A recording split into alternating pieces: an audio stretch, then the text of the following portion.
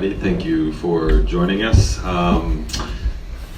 Coach, I think maybe have you start with the opening statement and then we'll just open it up to some questions. Yeah, it's good first game for us. We're really just getting started, 4 days of practice. You could see the rust on the offensive end. A lot of turnovers in that first half especially. But I loved the defensive intensity and the work on the glass. So it was a good first effort, and we needed to set a tone for how we want to play, and I think we did that. All right, great, thanks. Questions? I'll give you the mic, and then if you could just do name and outlet. We'll start with Tim. Tim Reynolds with the AP. Steve, it's kind of ridiculous that you're going to have all-stars as your entire second unit, but that's the makeup of this team. I don't find it ridiculous. So I think it's actually pretty good for you. Yeah. Just how would you assess the way the quote-unquote second unit? Yeah, they were great. I mean, slow start, which wasn't surprising given that we're just getting started here. But I love the second group and the defense picking up the pace for us in transition. They made a few good plays there to defensively to really kind of jumpstart our offense, and that got us into the game. Joe Barton, The Athletic. Steve, you've already warned me a couple times about lineups and not to look too much into them. Yeah. But what went into the first group that you put out there, and especially with Drew, just given how guard heavy Canada seems to be? I mean, it's you kind of can't go wrong picking a starting lineup, with this group. So I think I told you guys the other day I'm going to do something different. The next 2 games, we're going to just look at a few different combinations before we settle on anything.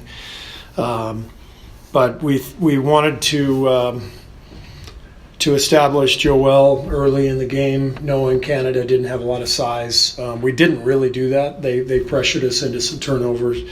But we liked the combination of those 4 guys. We liked Drew guarding Shai. And then we wanted to play Bam and Anthony Davis together with the second group and see what that looked like. So we'll continue to experiment as we go. Jeff Zogett, USA Today. Steph, I know you had played FIBA World Cup ball before, but getting back into this Olympic swing, what were your impressions of how you played out there tonight? But then also what you're seeing in the lineups and groups you have going out there. Yeah, I mean, this is always a fun format when you get this collection of guys together, and it's a test and it's a challenge to try to figure out. Like Coach said, there's the chemistry, there's the flow and the rhythm, especially on offense, because there's a temptation to defer, there's a temptation to overthink every possession because everybody can make a play. And when you have an advantage, you just try to keep the game as simple as possible. That first unit, we struggled with that. But then once we got settled in, it seemed like everybody got a little bit more comfortable as we got deeper into the game. And, hopefully the next 4 exhibition games we have, you'll see more progress. So it's just nice to get your legs underneath you and play some meaningful basketball in July. Like that's always fun. I just love hooping.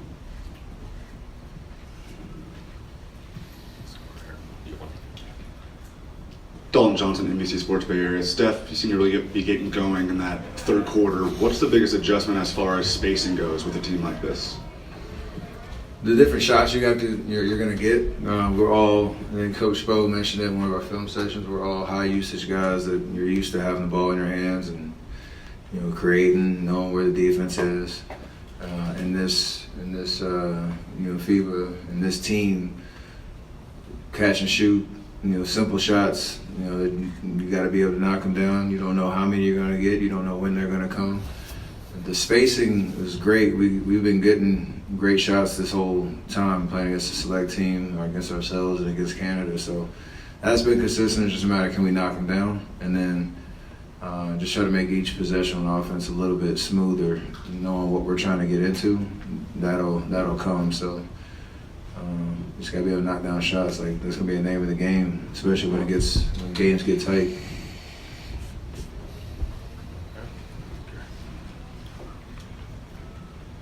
Steph, can you take us through the and one that led to the pose that went very quickly viral on the floor? Just having fun. I obviously got to the basket. and I slid across. I was trying to get back up, but I got stuck, so I just went with the pose and gave myself a second to get up. But you know, I like to have fun and enjoy myself, and it didn't take long for me to, find an opportunity tonight. I guess I have a question for both of you. For Steve, how did you think Drew did on Shai tonight? And then for Steph, I was wondering just the player reaction in the room when you learned that Kawhi wasn't going to make it. Drew was great. He's one of the best defenders in the league, not just on ball, but off ball, his help, his anticipation. But I thought that was, one of the keys to the game was just the collective ball pressure that our guys, had and out there. And Drew obviously leads the way in that regard. But if we can get all of our guys, pressuring the ball, we've got big guys behind the play who can, clean things up, and it should be a good combination for our defense. Kawhi gave it everything he had when he was preparing, and those last 3 days of camp, and there was conversation mutually between USAB leadership and Kawhi and his team just to make sure he was set up for success. And obviously they're tough decisions, and I know he wanted to play, but it's one of those things where he wished us luck and he wanted us to go get the goal, and you love that kind of support from a guy that's in a tough situation like that. But hopefully for the long term, he's in a good place because the game needs him. And when he's not out there, you miss an all-time great player. So we hope that he's ready for the season. Warren Weisfeld, The Guardian. Steve, question for you. As you go to these FIBA competitions every couple of years, I'm wondering just how have you seen the level of competition rise each year, and what are you anticipating from these games? Well, we're just seeing more and more NBA players on the court. Canada, every guy that they put out there, their top 10 guys are all NBA players. So when last year we played Germany, they beat us in the semifinals. They had 5 or 6 NBA players, and what all of these teams have now is more and more talent to go with the continuity that they have with these guys playing every summer, whereas our teams tend to change. So the challenge for us is really to come together as a team quickly, because we're not used to playing together, and embrace the challenge that these other teams are getting better and better every year.